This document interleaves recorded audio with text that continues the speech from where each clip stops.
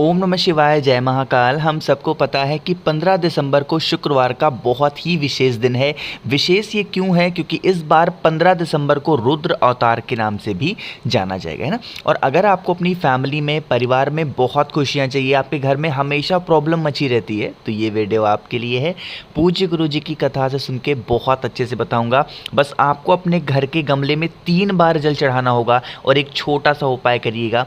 पूरा फैमिली, पूरा परिवार आपका हमेशा खुश रहेगा, ठीक है। तो वीडियो को पूरा देखिएगा, बीच में बिल्कुल भी छोड़ करके मत जाना, है ना। चलो समझते हैं कि ये 3 बार जल चढ़ाने वाला उपाय क्या है और हमें कौन कौन सी चीज़ों को लेना होगा। स्क्रीन पर आपको दिख रहा होगा इत्र, दिख रहा है। हमें कोई परफ्यूम नहीं चाहिए, आपको लेना होगा इसी तरीके से इत्र। किसी भी पूजा पाठ के स्टोर पे इजीली आपको मिल जाएगा, है ना। इत्र ले लिया, साथ ही साथ आपको लेनी होगी एक बेलपत्र मात्र, और वो भी बहुत प्यारी सी, बहुत सुंदर सी। बेलपत्र ले लिया, इत्र ले लिया। अब हमें लेना होगा 1 लोटा जल। और सबसे खूबसूरत, सबसे अच्छी बात इस उपाय की ये है कि यह उपाय आप अपने घर पे कर सकते हैं। एक तांबे का लोटा लेना, इसमें जल भरना। अब जो मैंने आपको 3 बार जल चढ़ाने वाली बात की है, वो कौन से गमले में करोगे?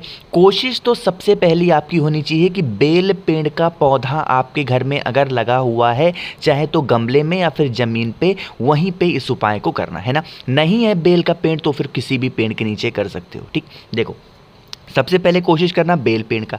अब 3 बार जल चढ़ाओगे कैसे? आपके पास में तांबे का लोटा है, आपको सबसे पहले इस तांबे के लोटे में जल भर लेना, सादा जल, ठीक है। और 1 बार सादा जल आपको बेल पेड़ की जड़ में समर्पित करना होगा, श्री शिवाय नमस्तुभ्यम का स्मरण करते हुए, ठीक है। पहला जल आपने समर्पित कर दिया। अब जो दूसरा जल आप समर्पित करोगे, इसी तांबे के लोटे में फिर से जल भरना है, और इस जल के अंदर आपको कम से कम 2 से 4 बूंद जो इत्र दिखाया मैंने, उस इत्र को डाल देना, है ना। इत्र वाला जल तैयार हो गया, और उसके बाद में उस इत्र वाले जल को अपनी विशेष, अपनी कामना, परिवार की खुशियाँ, जो भी आपको कहनी हो, इत्र वाला जल दूसरे नंबर पे समर्पित करेंगे, ठीक है। 2 बार जल आपने चढ़ा दिया। अब बात आती है कि तीसरा जल कैसे समर्पित करेंगे। मैंने आपको एक चीज़ और दिखाई है, और वो है यहाँ पर आपके सामने बेलपत्र, है ना। तो जो तीसरा जल आपको समर्पित करना होगा, सबसे पहले जल भर लेना अपने घर से, और एक बेलपत्र आप इस कलश के अंदर डाल देना, और ये तीसरा जल जो भी गमला आपके घर में हो उसमें समर्पित कर देना, है ना। यहाँ पे सबसे बड़ी बात जो मानने वाली आपको ये होगी कि कोई ज़रूरी नहीं कि पूरे का पूरा लोटा आप 3 लोटा जल भर भर के चढ़ाओ, नहीं। बस थोड़ा थोड़ा जल इसमें आप डाल करके, थोड़ा इत्र मिला लो, बेलपत्र डाल दो, सादा जल चढ़ाओ, थोड़ा थोड़ा करके समर्पित कर देना। जो भी व्यक्ति इस तरीके से उपाय को कर लेता है, उनके घर में हमेशा खुशियां बनी रहती हैं। कभी भी उनके घर में कोई भी प्रॉब्लम, खासकर फैमिली, परिवार को लेकर के नहीं होती, ठीक है। समझे आप? तो पहले उपाय की बात हमने यहाँ पे कर ली है।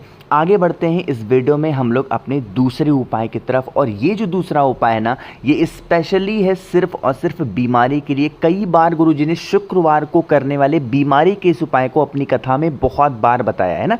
मैंने भी कई बार बताया, बस आपको सिर्फ याद दिला रहा हूँ, ठीक। चलो समझते हैं।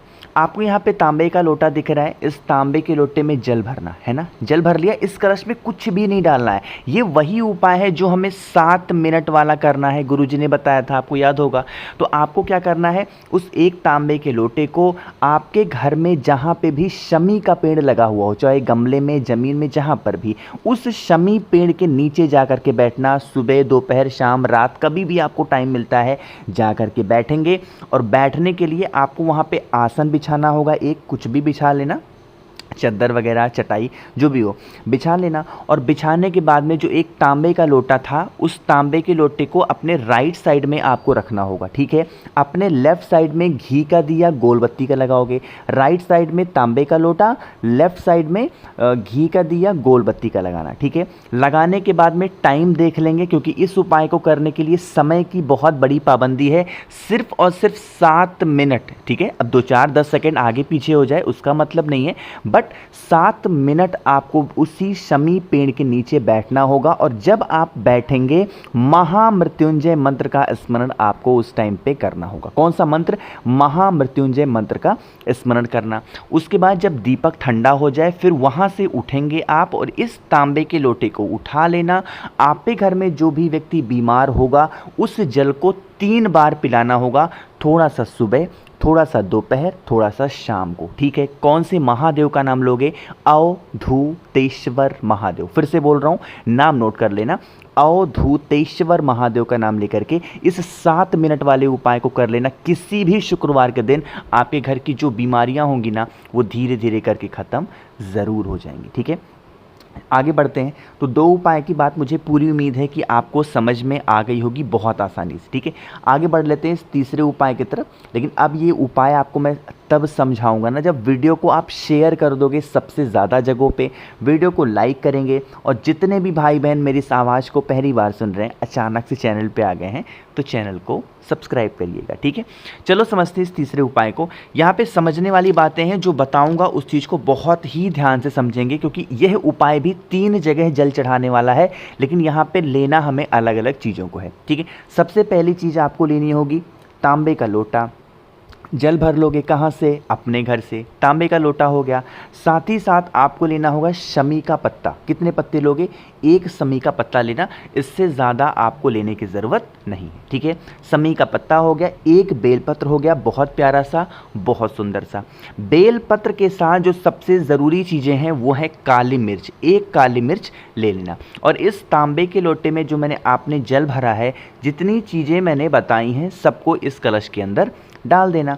और उसके बाद इस कलश को लेके पहुंच जाएंगे महादेव के शिवलिंग के पास में। वैसे तो कोशिश करेंगे इस उपाय को प्रदोष काल में करने की, बट अगर आपको टाइम नहीं मिलता है, ठंड का टाइम है, नहीं जा सकते हो मंदिर, तो आप क्या करेंगे, सुबह के टाइम पे भी कर सकते हैं, कोई दिक्कत नहीं है। ठीक है, अब यहाँ पे हमें 3 जगहों पे जल चढ़ाना होगा। ठीक, जो भी आप पे कलश में है, कुछ भी निकालना नहीं है।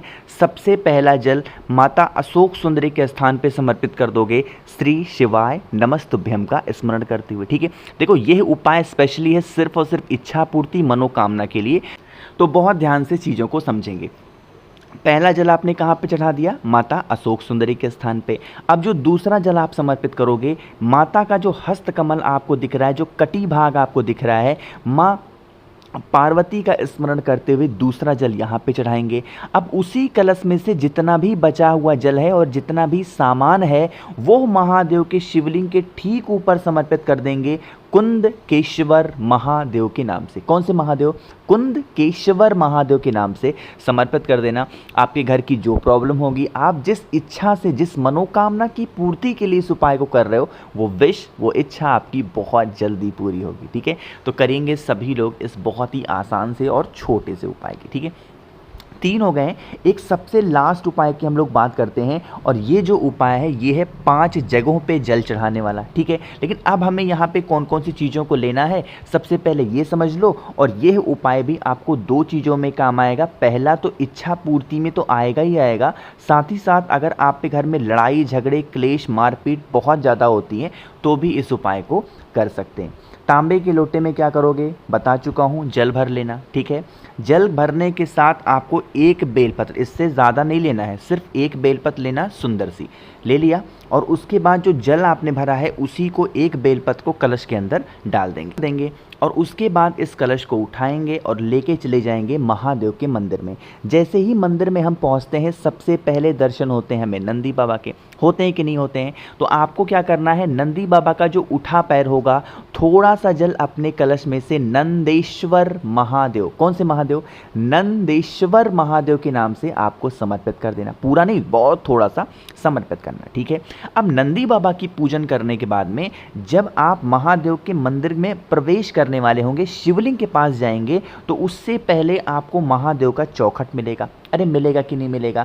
तो आपको क्या करना है, उस कलश का थोड़ा सा जल आपको इस चौखट पे, और थोड़ा सा जल आपको इस चौखट, मतलब कि चौखट के दोनों साइड आपको थोड़ा थोड़ा जल समर्पित करना है, श्री शिवाय नमस्तुभ्यम का स्मरण करते हुए। ठीक है, इतना समर्पित कर दिया। अब आप महादेव के शिवलिंग के पास जाओगे, तो ऊपर मटका लटका होता है कलश, जिसमें से पानी टपकता है कि नहीं है? तो थोड़ा सा जल आपको इस मटके, इस कलश के अंदर भी डाल देना है। और जब यहाँ पे डालेंगे, तो आपको अपने जीवन के जो कष्ट होंगे, चाहे लड़ाई झगड़े के लिए कर रहे हो इस उपाय को, चाहे मनोकामना पूर्ति के लिए कर रहे हो, उस कामना को कह देना। और सबसे लास्ट में महादेव के शिवलिंग के ठीक ऊपर पूरा का पूरा बचा हुआ जल बेलपत्र के साथ समर्पित कर देना, ठीक है। ये बहुत ईजी सा, थोड़ा सा इसमें तरीके से करना होगा, नियम है। पहले नंदी बाबा, उसके बाद चौखट, फिर उसके बाद कलश और देन उसके बाद महादेव का शिवलिंग, ठीक है। इस तरीके से उपाय को करके देखिएगा। कल बहुत ही प्यारा सा पर्व है, आप सभी को उपाय ज़रूर से ज़रूर करना चाहिए, ठीक है। कोशिश की है मैंने आप सभी को अच्छा समझाने की। तो अगर आपको मुझसे व्हाट्सएप पे बातें करनी है तो यहाँ पे मैं नंबर लिख दे रहा हूँ, आप हमें वहाँ पे भी मैसेज कर सकते हैं 9005643345। यहाँ पे हम सिर्फ व्हाट्सएप पे बातें कर सकते हैं, कॉल पे नहीं। और अगर आपको हमसे फ़ोन पे बातें करनी है तो आप हमें इंस्टाग्राम या फिर फेसबुक पे फॉलो करिएगा, सर्च करेंगे द नेचुरल प्लैनेट 108। ओम नमः शिवाय, जय महाकाल।